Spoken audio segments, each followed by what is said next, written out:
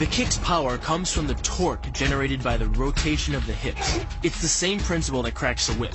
Turning the hips just a few degrees forces the foot to travel a much greater distance and creates a lot of speed as it does. The longer the leg and quicker the rotation, the faster the kick.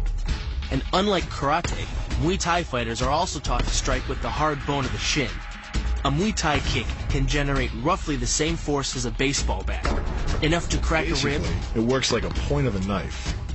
All the force is magnified by being concentrated in a small, hard area. Even if the elbow doesn't deliver a knockout, it will almost always leave a nasty cut, and often hitting in close neutralizes the opponent's weapon advantage.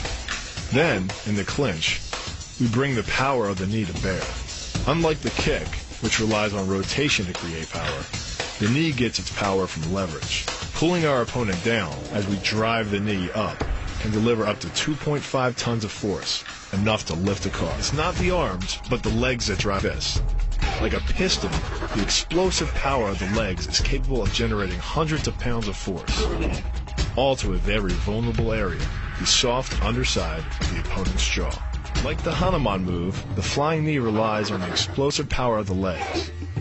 But rather than spread the power of our blow over two fists, it concentrates it into the spear point of the knee and combines it with the force of gravity. It's the equivalent of hitting our opponent in the chest with a sledgehammer. Works on a concept called the couple. Basically, it's two levers linked at a single fulcrum, the elbow lock. And it doubles the foot-pounds of torque you can generate when compared to a single-arm lock. There's more than enough force to flip an opponent to the mat or dislocate his elbow. By using the twisting motion of the torso to drive the strike, the business end of the hardwood fighting stick can quickly accelerate to more than 25 miles per hour. On contact with the skull, the energy is enough to cause a depressed fracture. It's the same injury-producing force as being hit in the temple by a hammer. Mali relies on something called a flexion moment imparted to the neck to do damage. An average man's neck can withstand about a 140 foot-pound flexion moment. Beyond that, soft tissue and even vertebrae can be crushed. By bringing your weight down fast, this move could easily deliver twice that amount of force. And it wouldn't just end a fight. It could leave your opponent paralyzed or dead. Close, the opponent's neck is exposed. But because of the close range, the hand doesn't generate a huge amount of force. It's enough to stun, but probably not enough to cause severe injury. But replace the hand with a weapon, a stick or a knife, as you would in combat, and this could become a kill shot. The kick's power comes from the snap of the knee. The snap is created when the quadricep, the largest muscle in the body, contracts and pulls the tendon connecting to the foot over the knee.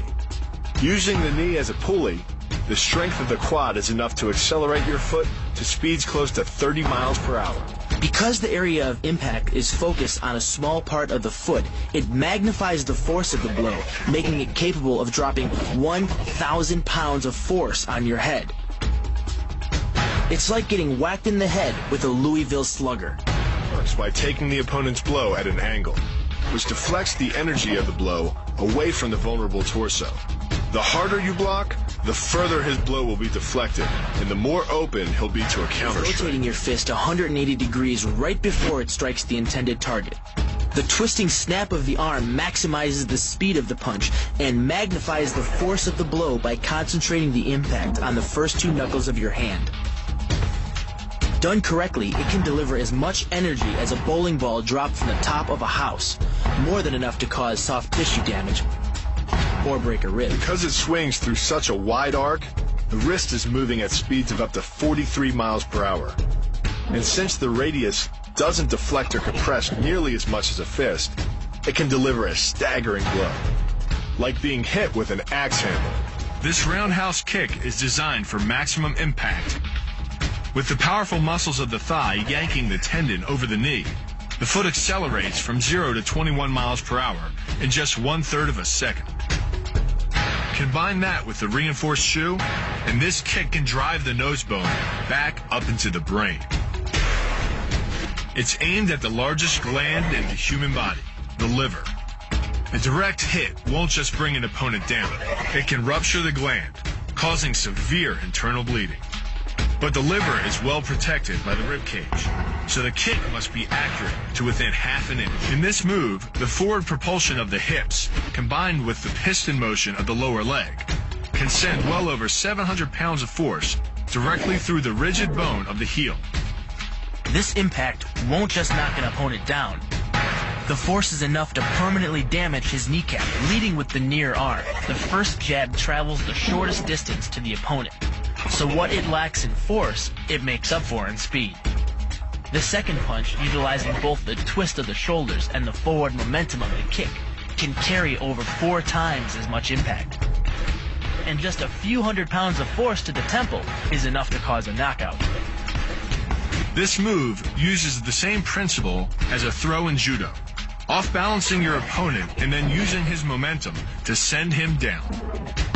But it's much more aggressive. The sweep here is actually a strike to one of the most sensitive areas of the body, the Achilles tendon. The Achilles tendon. The throw works just like a crowbar, where your leg is the lever and your hip is the fulcrum. The trick is positioning your body in just the right place. If you're just an inch off the placement of your thigh and hip, the amount of energy needed to throw an opponent can more than double. But performed correctly, Uchimata requires almost no energy, yet it can deliver up to 5,000 pounds of force. If it weren't for the mat, a throw like Uchimata would be enough to cause serious injury, or even paralysis. You use the strength of your legs to maintain your dominant position while you secure the choke. Just a few pounds of pressure on the collar of his gi is enough to reduce the blood flow to the brain to a trickle and end the match. Hold this move for 10 seconds and the fighter will black out.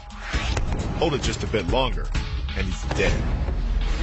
By bending the elbow across the fulcrum of your hips, you're subjecting the weak joint to the leverage of 2 strong forces: the pull of your thighs on his shoulder and your hands on his wrists. As little as 1,000 pounds of force can be enough to destroy the elbow. The leverage of the armbar can supply much more than that. The sacrifice throw is a simple lesson in conservation of energy. The stronger the opponent attacks, the further he gets thrown. It works like a catapult, where your opponent's momentum supplies the counterweight. The faster he's going, the further he's going to fly, and the harder he's going to land. That land with the side, ball, or top of the foot. The gastrizin uses the heel to deliver the blow. This alignment of the heel, ankle, lower leg complex channels some 2,000 pounds of force into the opponent. More than enough to break a baseball bat.